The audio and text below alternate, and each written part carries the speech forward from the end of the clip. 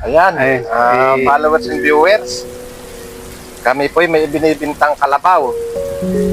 Yun hong kalabaw ay maliit pa ho. Kung tawagin ho ng iba ay bulo, bisiro. Dahil hindi ho alam ng iba. Yun ho yung anak ng kalabaw na maliit.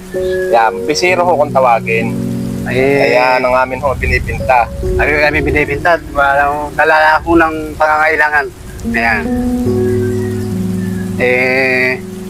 Yung gustong mag-comment. Ayan. Yun Baka hong, magustuhan ninyo. yun hong mayroong kursunada na bumili ho ng bulo o bisiro ng kalabaw ay mag-comment na ho kayo. Nakakalungkot ng pare pagbili.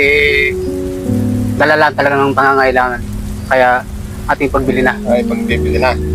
Ay areho, parin boy, asa na kayong kalabaw natin pinagbibili dyan? At kukunin ko.